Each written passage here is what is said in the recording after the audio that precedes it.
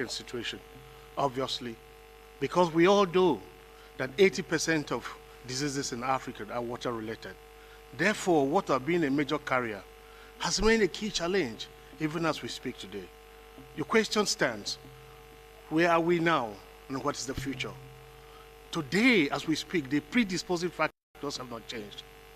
Africa is still exactly in the same situation. Lack of water, lack of hygiene, lack of sanitation. Unfortunately, the situation is not getting better. As African kids continue to find this situation, unfortunately, the situation we have is the introduction of mass drug administration. Of course, that has shown commendable results. However, even as these drugs are introduced in their large heliports to Africa, the challenge, the logistics challenge of administering these drugs remains very strong. Because there is inadequate political will, because the affected population that depend on these drugs are actually not seen in political cycle as those that are politically relevant enough for you to think of focusing on them.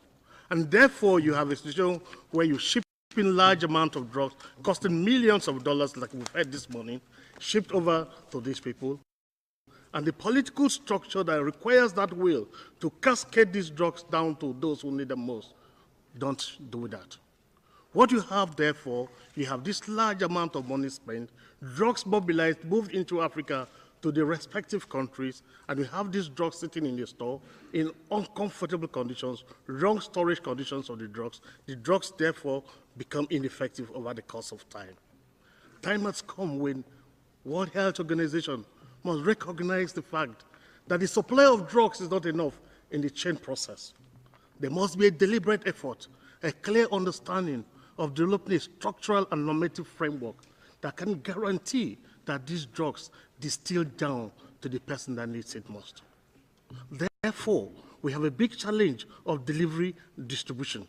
We have a big challenge of mobility management.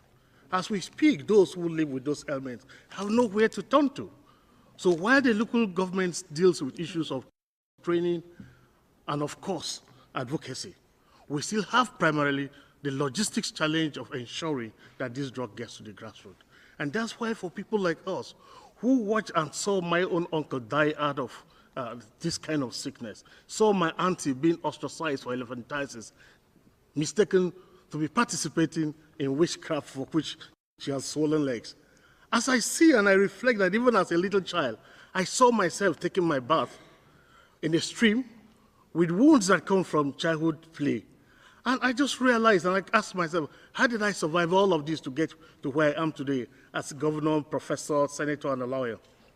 I believe that as I recall with this shame, but I give glory to God, but there are millions of young Africans out there in the same situation that I had 40 years ago. It's my pleasure, it's my prayer that World Health Organization must go with the drugs, must go hand in hand. The first foot has gone into the door. The second must go to actually drive these drugs to the core areas of need. Thank you. Thank you very much. Senator Ayade. Thank you.